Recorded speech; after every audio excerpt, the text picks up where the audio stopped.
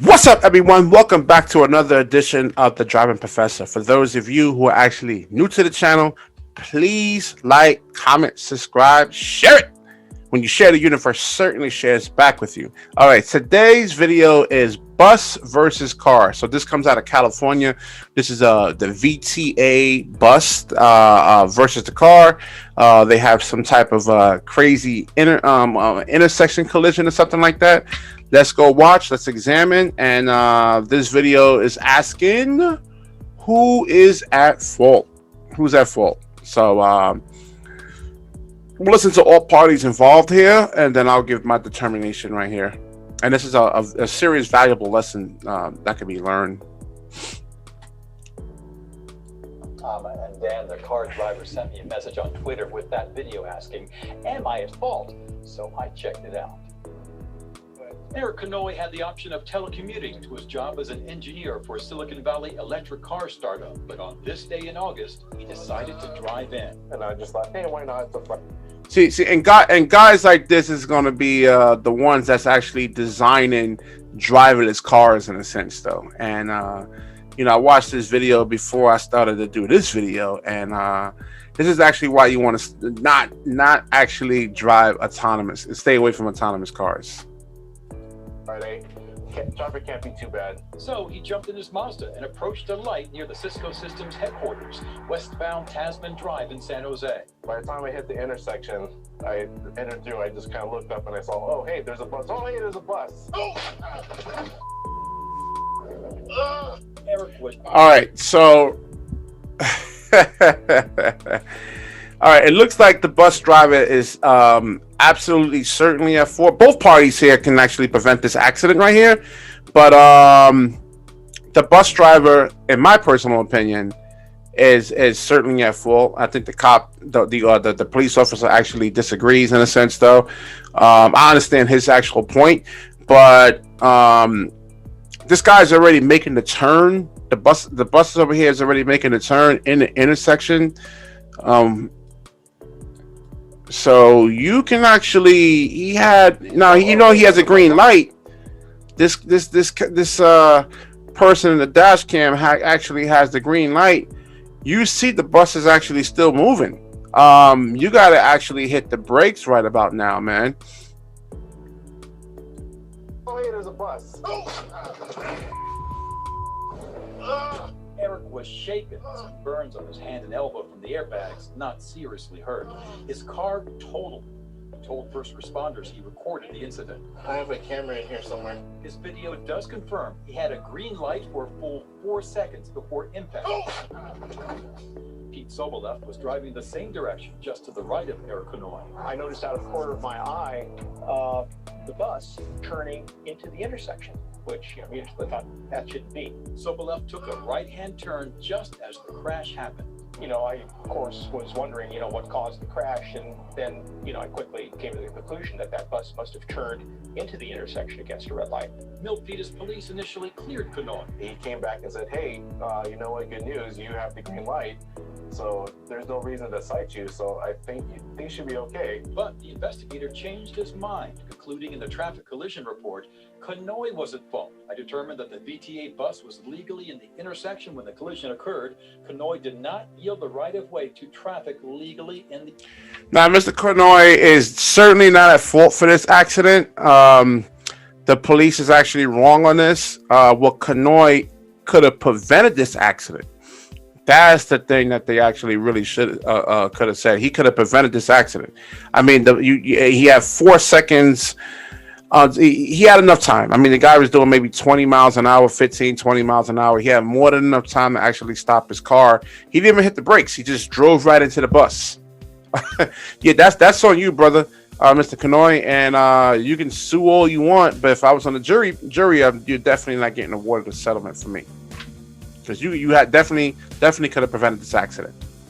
Like I said, here on the Driving Professor, we don't look at who's at fault and this person did this. We look at preventing accidents. That's the main thing.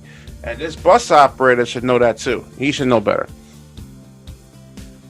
intersection. The person that's entering the intersection on the green has a duty to make sure that the traffic has cleared that intersection and that it's safe to proceed. What about the bus driver's responsibility? Using the California Public Records Act, the I-Team obtained recordings from the VTA of the bus's 8 cameras. You see the bus stopped at the intersection, 2 cars pulled away. Before he even hits that limit line, the light turns yellow. I counted. The bus had more than 40 feet to hit the brakes and stop, but it continues through. The California Driver Handbook says when you see the yellow traffic signal light, stop if you can do so safely.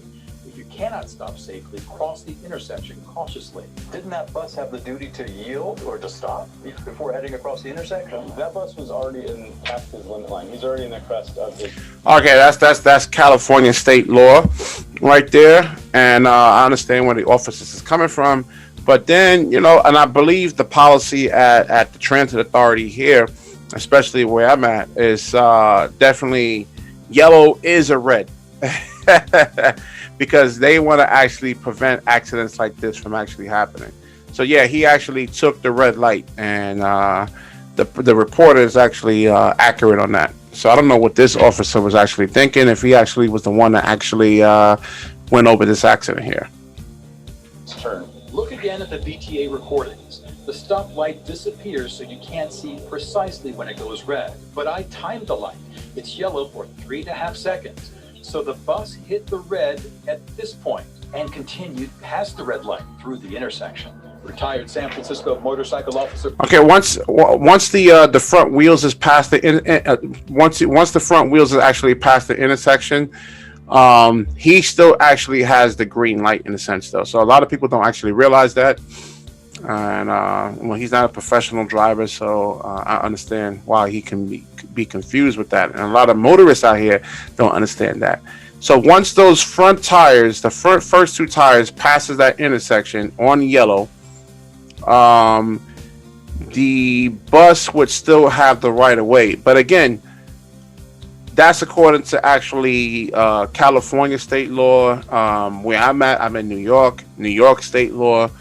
But again, we're looking at, and I'm pretty sure his company is looking at, can we actually prevent this accident? It wasn't necessary for him to actually, take the yellow light.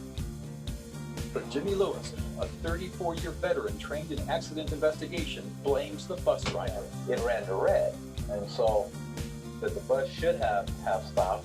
Officer Lewis cites California Vehicle Code 21451.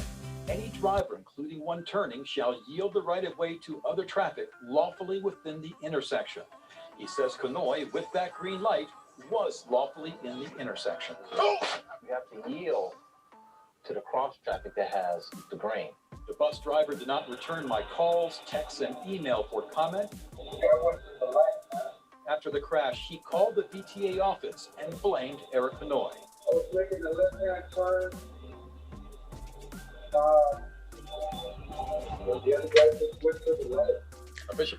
All right, so I guess this happens with a lot of people. They don't realize. I don't know.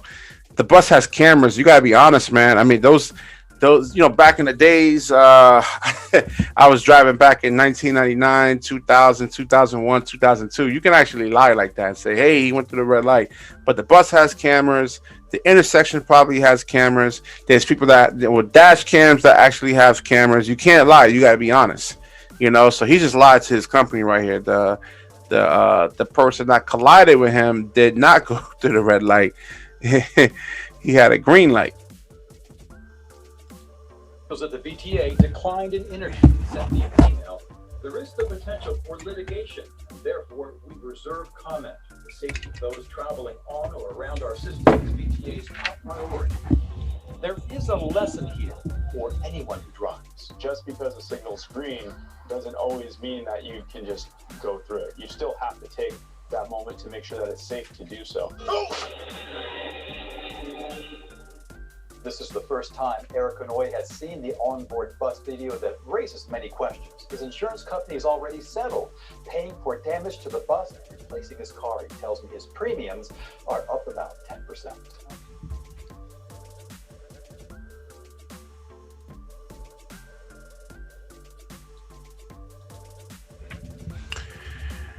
All right, so we'll wrap this video up, and I think we all learned the lesson over here.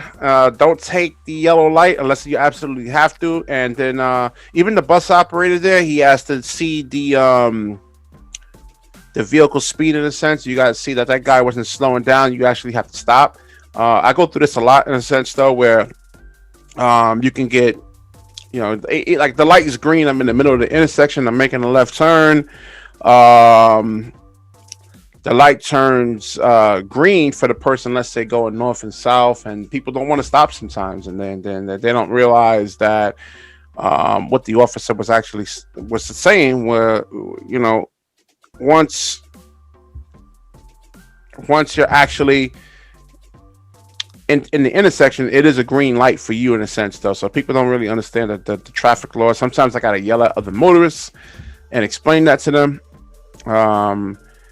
All right, so if you like the video, please like, comment, subscribe, share it.